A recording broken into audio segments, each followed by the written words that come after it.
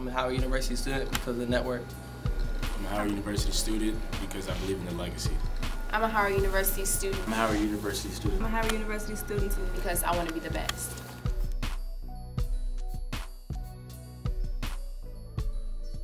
Miami. A group of us students, during my freshman year, we went to Miami for spring break.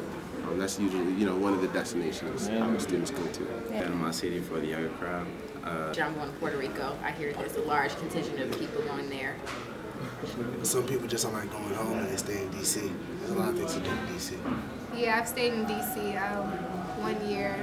It was okay. I went to the zoo and, did some other safety. How many people do you usually travel with, or would you plan to?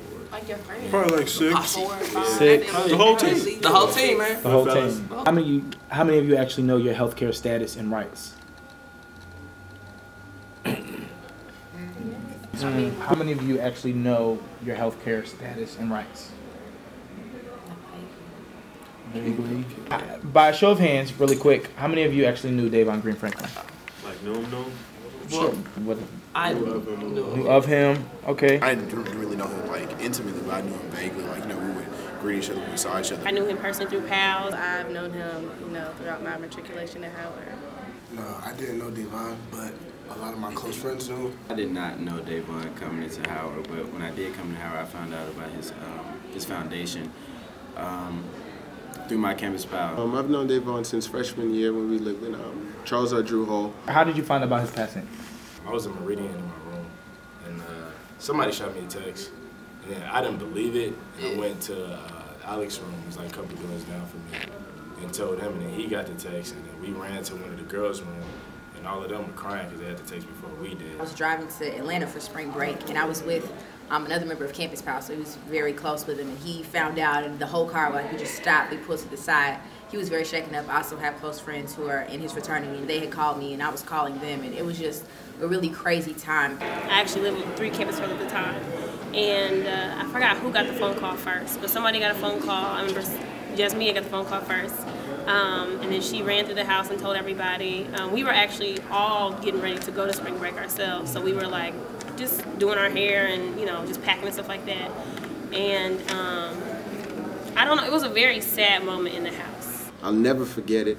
It was, I was in Drew, I was sleeping, and Chad came and bust open my door and said, Davon died. And then I couldn't stop shaking the entire time. I found out initially through Twitter. I heard on Twitter as well. I was home for spring break in Memphis, and I just saw this on Twitter, and I was like, what? And I just kind of went on Facebook, text people I knew, and just to find out more about it. So yeah, I heard about Twitter, heard it through Twitter as well. How has this like affected you all since? I guess it reminded us that we're not invincible anymore. That something can happen. It really curtailed a lot of the misconceptions that people had. Like, the only people who, stuff happens to them on spring break are crazy white girls who are drunk and go out with men they don't know.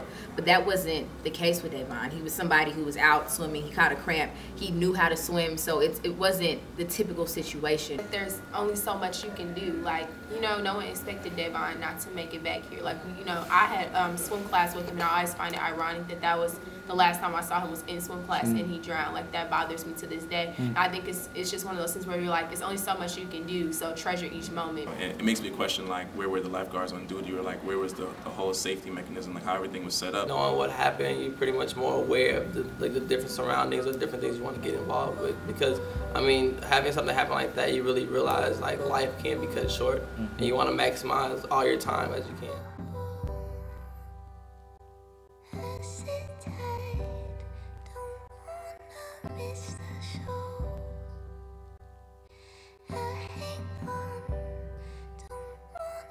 Miss my